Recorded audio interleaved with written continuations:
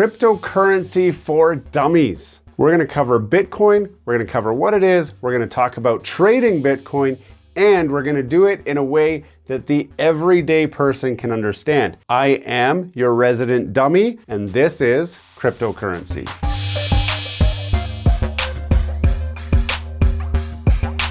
Hello and welcome back to Gears and Tech. Today we're doing a video that's a little bit different than what you're used to seeing on this channel. However, it does all connect together with the Gears and Tech theme. We are talking about cryptocurrency. Now, there are a lot of cryptocurrencies, so this discussion will center largely on Bitcoin because that's the buzzword that everybody understands right now anyway. But the principles that we're going to talk about in this video are universally applicable to pretty much every cryptocurrency that's out there. Before we get too far into this video, I must give you a disclaimer. This is an internet video. And even though we all know that everything on the internet is vetted by fact checkers to make sure that it's accurate and correct and that you can trust the information, keep in mind this is cryptocurrency for dummies and I am not an expert. That means I will tell you my opinion, I will tell you my firsthand experience, and I will tell you what my research and understanding has discovered about cryptocurrency and Bitcoin and trading and all of that. And I will put it in a way that we can all understand, we can all talk about, because it is overly simplified in this video. And because I am not an expert, you should not take anything that I'm saying as financial advice. You should not take it as a plan. I'm not a professional planner that can tell you what is best for you. I will tell you my experience. I will tell you what has been best for me, and you can decide if my experience is similar to an experience that you want to have. With that out of the way, we can begin this video. Before we get too far into this video, don't forget to subscribe to the channel down below. If you've seen some of our content already and have not subscribed, we want you to join our community. Smash that like button, hit subscribe, and let's get back to the video. Just like all my videos, I do put chapters at the bottom, especially if it has lots of different parts of that video. This video is no exception. If you just kind of mouse over the bottom of the video, a little menu will pop up, and as you move your mouse across the screen, it will tell you the different chapters. The chapters will have titles that are relevant to what I'm talking about at that point of the video. If anything in this video seems too simplistic for you, or you wish I would just get to the point, you can skip yourself to the point that you want to understand. I would prefer you watch the whole video because I find myself amusing and I think you will enjoy it. Now that that's all out of the way, hopefully we can really begin. To start out with, we need to talk about what is cryptocurrency. The Bitcoin system is a collection of computers, also referred to as nodes or miners, that all run Bitcoin's code and store its blockchain. Figuratively speaking, a blockchain can be thought of as a collection. Hold on. We've already started talking a bunch of gibberish with words that we don't understand, and we don't even know if we need to understand them. So the first thing I'm going to tell you, when we are talking about Bitcoin, you don't need to understand how it works. And I'm going to explain this. And again, the people who really truly understand Bitcoin are going to be like, Anton, this is way so simplistic. You're not saying this in the right way, blah, blah, blah, blah, blah. I don't care. Remember, this is Bitcoin for dummies. If you know about Bitcoin, go talk to all your friends about Bitcoin instead of watching this video. So what actually is Bitcoin in everyday terms? Bitcoin is nothing at all. Bitcoin is an idea that is created digitally and people find value in it. It is considered a currency. Bitcoin, by definition, is a currency. Now we need to talk about what is currency. The biggest complaint a lot of people have about Bitcoin is the fact that it is not tangible. There's no tangible product that you can have when you have Bitcoin.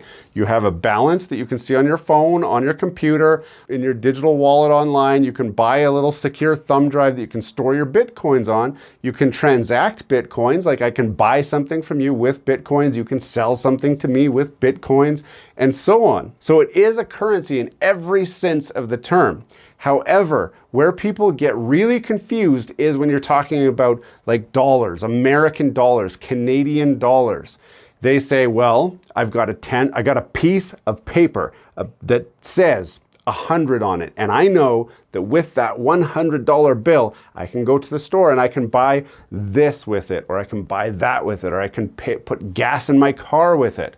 Well, the creators of Bitcoin thought we should be able to do all of the same things with Bitcoin that we can do with regular money. So what is preventing somebody from buying gas with Bitcoin? What is preventing somebody from buying a chocolate bar with Bitcoin or going to the movies with Bitcoin? Well, actually nothing, except for the fact that the movie theater probably doesn't accept Bitcoin. Not yet. And we will talk about that more as we get into this video. But for now, we need to understand that Bitcoin is simply another way to establish value. Now, the old money system, that $100 bill, it was backed by gold. Now, a lot of you still probably think it is backed by gold. Now, I don't want to get too deep into the history of money. There are some excellent resources out there that talk about the history of money, but the most simplistic version of this is money started way back in the day when people actually had real gold. If you had a nugget of gold, people would go and they would weigh it and it'd be worth so many dollars per gram or ounce or whatever. They'd go to the bank. These are what your Western movies are based on. They would go to the bank, they would drop off their nugget of gold, and the bank would put that nugget of gold in the safe. But to make sure that your gold was accounted for, they would give you a little receipt. They would write it on a piece of paper. Anton has given me 3 ounces of gold. And I took that piece of paper, I went home and I shoved it under my mattress. And whenever I wanted to, I could go back to the bank, give them that receipt, and they would go find my gold and they would give it to me. Now, back in those same times, let's say I was a fence builder and I went and I built a fence for somebody. Normally, the guy he owes me a nugget of gold. I'm not going to talk about how heavy the gold is. He owes me a piece of gold. He would take his receipt to the bank. He would give them the receipt, they would give him the nugget of gold, he would come back, he would give me the nugget of gold. I would then take the nugget of gold, go right back to the very same bank, give it to them, they would give me a receipt that said that I had got the nugget of gold. It didn't take long before people realized, if I just give you the receipt for the nugget of gold, you now have claims to the rights of that nugget of gold. There's no reason for him to get the gold, bring it, give it to me, and then me go put the gold back. So the paper started to change hands instead of the gold. That is the gold-backed money system. That means that for every dollar that was printed, there was a piece of gold in a safe somewhere that represented that piece of money. That's how a gold-backed money system worked. Now in 1933, they said there will no longer be a piece of gold for every piece of money that exists. We're just not doing it anymore. And in that instant, the value of that piece of paper that said $100 on it, or $1 on it, or $5 on it, the only value that piece of paper had was the value that you and me assigned to it. That means when you go to the store and they say this is $5, we all agree that this piece of paper that says 5 on it is worth whatever that thing is. The entire money system in North America is based on perception. Perception of value. You and I have been dealing with paper dollars for so long that there's value attached to it, even though at its root, it's a piece of paper with ink on it and numbers and whatever. There is absolutely nothing that prevents that piece of paper from being worthless. In fact, if I have a $100 bill and you have a $1 bill, there is nothing at all that makes that $100 bill worth any more than the $1 bill, except for your belief that the one with 100 on it is worth more than the one with the 1 on it, okay? I know I've just blown all your minds. Pause the video, back up, listen to this again, make sure you understand what I'm saying so we can move on to the next part of this video. Now, let's talk about Bitcoin. Bitcoin is exactly the same as money in the sense that If I have one Bitcoin and you agree on its value and I agree on its value, then we can move forward and I can start using this for transactions and that sort of thing. Would I use it to go and buy gas for my car? No. And I will tell you why I wouldn't use that very shortly. But just know that as long as you and me agree that it has value, then it has value. Is it real currency? Yes, it is, because it has value. There are things that are traded every single day that have value, but no money ever changes hands, and it's still a currency. I can think of a lot of things. The barter system was based on that. I will trade you a set of rims for your car in exchange for you putting new flooring in my house. The value of those items isn't discussed, except that, do you need some new rims? Because I need a new floor, and I'm offering rims for a floor. And if the amount of work you need to put the floor in is worth those rims are now currency because we use them as a form of payment. Bitcoin is the same thing. Okay, let's agree on that. Now, how do we decide what the value of Bitcoin is? Fortunately, Bitcoin, because it's a currency, is bought and sold, just like every other currency. The confusion comes in when people consider Bitcoin like a stock. Bitcoin is not a stock.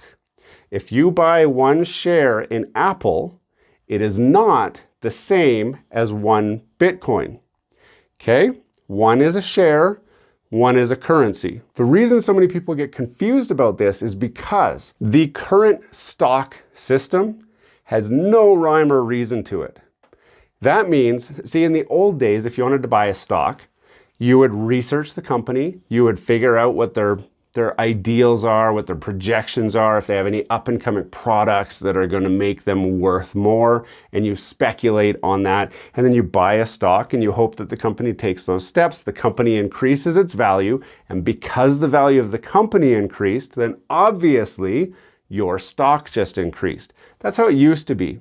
That's not true anymore. Now what happens is a bunch of people with a bunch of money pick a stock and they dump all their money on that stock. We're talking about billions of dollars, instantly increasing the value of that stock because there's this sharp purchasing peak. They all go in, and then you and me, the guys with only like $5, go and say, holy crap, this stock's going up. We don't know why. Nobody knows why. But we go and buy that stock anyway. And then it edges up a little bit higher. The guys with the billions of dollars wait till just the right time, and then they yank all their stocks out all at once, and boom, the price goes crashing and my $5 disappears back into the pocket of the rich guy with the billions of dollars. That's how the stock market works right now. The cryptocurrency trading market works very similarly, and that is why people get confused about stocks and not stocks. But here's the thing. I'm in Canada. If I want to go down to, say, visit Disneyland, I go to my bank and I say, hey, I would like to buy some American dollars. They sell them to me. That's why one Canadian dollar does not buy one American dollar. The bank says, I'll sell you this one American dollar for 2 Canadian dollars. And me, like a fool, say, yeah, that seems fair. And so I accept that deal. I give them my 2 Canadian dollars. They give me my 1 American dollar.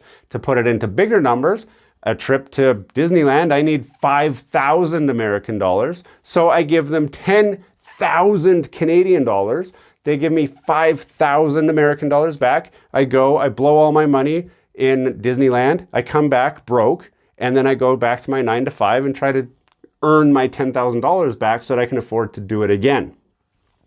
Cryptocurrency is the exact same thing, except instead of buying American dollars with my money, I am buying Bitcoin, or I'm buying Ethereum, or I'm buying Dogecoin, or whatever cryptocurrency is your favorite currency. I don't have to buy American dollars. I can buy Mexican pesos. I can buy euros. I can buy whatever I want when I go to the bank. Just like your cryptocurrency bank, you can go and get different cryptocurrencies. Now, personally, I deal in Bitcoin. Why? The numbers are higher, the volatility is about the same, but the staying power is higher. These fly-by-night just popped up out of nowhere cryptocurrencies that are worth nothing are probably going to be worth nothing for a long time. Yes, you can buy 5 million of them for 10 cents, but if they're still only ever worth 10 cents, they don't do anything for you. I would rather buy 0.000001 Bitcoins with that 10 cents and have it increase by 100%. Now I get at least 20 cents back. I've doubled my money. Now, obviously, I have more than 10 cents in cryptocurrency, but you get the point. Now, why does cryptocurrency go up and down in value?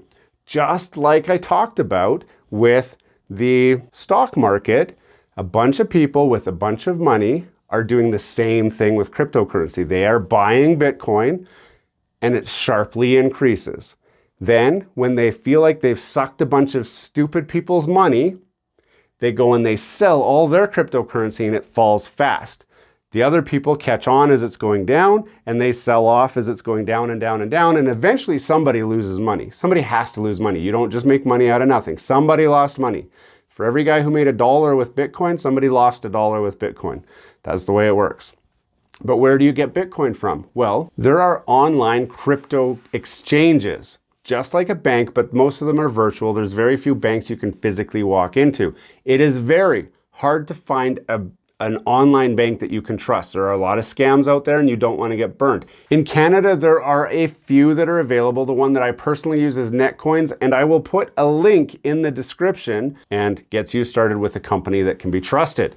There are a few others out there. You would have to research those on your own. In the United States, there are also other companies. I will put a few links in the description to different ones that are reputable. But think of it the same way. It's a currency exchange. You're putting your Canadian or US dollars in and you are buying Bitcoin, and then you're just waiting for the value to go up and then you exchange it back. This is not new, okay? People have bought foreign currencies for a long time with the exact same goal: to just buy when it's low, sell when it's high, and then scoop off the profits to make some money. The beauty of Bitcoin is that the peaks and the dips have been repeating with enough frequency that you can look at it and pretty much predict when the time to buy is and when the time to sell is. Now, it's impossible to predict perfectly. You might buy at the wrong time and it might keep going down. Just hold on to it because it will eventually go up. And that's why I prefer to stick with Bitcoin, because it's one of the only ones where you know it will come up.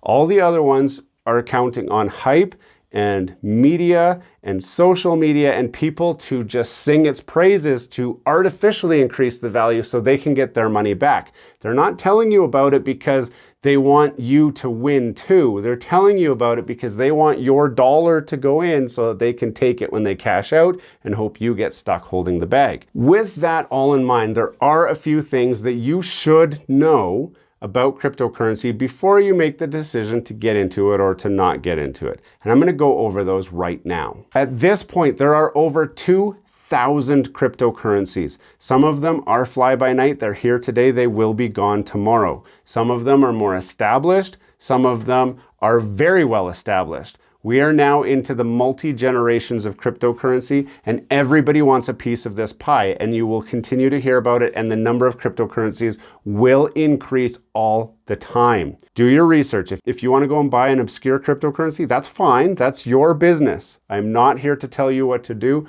Just know that you are increasing your risk because there's no guarantees that a cryptocurrency will stick around, and there's no guarantee that the value will go up. The more well-known cryptocurrencies tend to stick around longer, they tend to keep their value, and they tend to increase their value. That's just my advice. A cryptocurrency is a cross between a currency and a digital asset. They are verifiable. They can be traced back to you. That's part of the idea of the blockchain system. So you can't just fake it, and it's very hard to spoof. In fact, currently there has been no reports of anybody spoofing cryptocurrency because it is so secure. That's what the biggest draws to it are. So if you do happen to have one Bitcoin or one Ethereum or something like that, it is secured on the blockchain, and it's yours. It's a digital asset that you own, but you just can't touch it. So a lot of people say that you are not buying a currency, or buying the idea behind the currency. It is different than regular currency buying in the sense that if I walk into the bank and buy those 5,000 American dollars, I now have the American dollars. And as long as you guys keep believing that American dollars are worth something, then my stash of American dollars will always be worth something to somebody. But as we talked about in the very beginning of this video, there is nothing that secures these dollars to be worth anything to anybody all the time. It's based on the belief and the trust that we have that it's worth something. If you stop believing it's worth something, then it's not worth anything to anybody. And it is exactly the same as cryptocurrency in that sense. As long as cryptocurrency is worth something to somebody, then it's worth something. When it fails to be worth anything to anybody, then it's not worth anything, and you are in the same boat as me, except I still have paper that I can light on fire and heat my house with if I need to, that's worth nothing. And in Bitcoin's case, I just have a number on a screen that means nothing. Cryptocurrency investing, as people call it, is very new. That means the tools are constantly changing. Do not get caught in the trap. It is not investing. You are buying a currency. You are not investing in Bitcoin. You are buying Bitcoin, just like you're buying US dollars. Don't get that confused, even though it may seem the same. Now, some people say that you should research and understand the exact cryptocurrency that you are buying and investing in. You should understand what the blockchain is. You should understand what makes it better than the rest. You should understand all this stuff. That is absolute BS, and this is Cryptocurrency for Dummies. Buy Bitcoin. Just buy Bitcoin, okay? For now, just buy Bitcoin. If you don't have time to research the currency, just buy Bitcoin. If you do have time to research the currency and that's fun for you, buy whatever you want. The cryptocurrency market is extremely volatile. This is absolutely true for every single cryptocurrency out there, Bitcoin included. You should never, ever, ever risk more than you can afford to lose. This is gambling. It is an expensive game to play, and because Vegas is closed right now, a lot of people with a lot of money are gambling in the Bitcoin space and in the stock market space. So they have a lot of money where they can actually influence a stock. You and me, we can just go along for the ride. We need to understand what kind of ride the cryptocurrency is on. If you buy at the right time and sell at the right time, you can make a lot of money even with just a little bit of money. You just gotta ride those dips, ride those peaks, and do it at the right time. Unlike the stock market, cryptocurrency never closes. Because it's a currency, you can buy and sell that currency whenever you want. Some of the money that I've made the most on is overnight when I set up a trigger point to buy and or sell, and it happens while I'm asleep. With stock market, it opens and closes. Once it closes, the stock is locked. You can't do anything till the next day when it opens again. Same with on the weekends. You can buy and sell cryptocurrency on the weekend. Just like if you went to the bank on a Saturday, you can still buy American dollars or Canadian dollars or euros or whatever. Cryptocurrency is no different. It is a currency. Remember, it's not a stock. And the best advice that you can get when you're talking about buying cryptocurrency is buy the dip. What is buying the dip? Buying the dip is waiting until the currency is dropping. As it's going down is the time to buy it. Now, if you can properly predict when it's going to bottom out before it goes up, buy then. But if you don't know when, then just keep buying as it's going down, because it will, so far, at least with Bitcoin, it has always gone up higher than the drop every single time. It drops quite a bit, but it goes up higher than the last time. Then it drops quite a bit, but it never goes as low as the last drop. That's so far, and we've watched it through a few cycles so far where it has done this every single time. So that's why I'm saying that it's pretty secure. If the price is dropping and it's sustained an average drop over at least 3 days, look at the graph, decide if it's at the bottom or close to the bottom. As long as it's going down, it's a great time to buy, because it will come back up higher than when you bought it and in the dip. Buy the dip. It's not just a buzzword, it's for real. Now, a lot of experts say that you should diversify your portfolio. Yes, just like investing, you shouldn't be all in Apple. You should diversify that portfolio. Some in oil, some in technology, some in healthcare, some in, whatever, grains and farming and agriculture, some in foreign investments and so on. Your cryptocurrency should be no different. In fact, I would say I wouldn't put all of my investment into cryptocurrency. I would look at other markets, stock markets and that sort of thing. But it can be beneficial to have a certain amount of money in a safe crypto, such as Bitcoin, and then have some that you toss into these up and coming cryptos that you're willing to lose that money, but take a chance, because the gamble could pay off in big, big dividends if you buy the right obscure one just before it blows up. Now, the one thing we haven't talked about is mining for Bitcoin. Now, the important thing to understand is that most people who have just a GPU-based computer are not mining Bitcoin anymore. They are not profitable to do. Most people are mining like Ethereum or some other cryptocurrency, and what they are doing is getting paid in Bitcoin. So for example, I am mining Ethereum on my editing machine that I use to edit these very videos that you watch. When I'm not making a video, editing it, whatever, I have excess resources available and I put that machine to work for me. So it is constantly mining and helping contribute to the blockchain, and for my efforts, I am paid in Bitcoin. I'm not paid a lot. I'm not running a Bitcoin farm. I'm running one computer. Is it profitable? A lot of people have been fooled into thinking that it is not profitable to mine for Bitcoin at home with like a gaming computer. That is not true. And if you have a gaming computer that is anyways capable of the most recent games, you could be mining and making some money when you're not using that machine. And then when you are ready to game, you just stop mining. Go and play your games and then turn it back on. You can make an extra $1,000 a year, give or take, depending on your machine. My personal machine makes me about $800 a year, and it's a low spec machine. It's not got the latest graphics card in it. As long as your video card is not an LHR, that means light hash rate, then you should be able to mine and make some decent coin. If it is an LHR, then look at unlocking it or swapping out your video card for one that is not an LHR.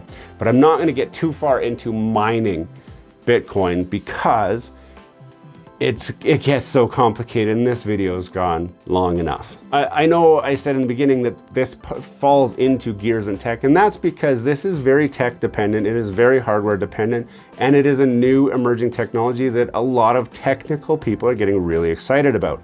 Hopefully we've covered this in a way that is easy to understand. You have a better idea of what's going on here. Again, you don't need to know the ins and outs of what Bitcoin is in order to start purchasing and trading in Bitcoin, but it does help to have a basic understanding of it, which you should have gained from this video. Hey, thanks for watching all the way to the end of this video. We hope you enjoy the content in this video, and we'd love to have you come back. Consider subscribing to the channel if you haven't already.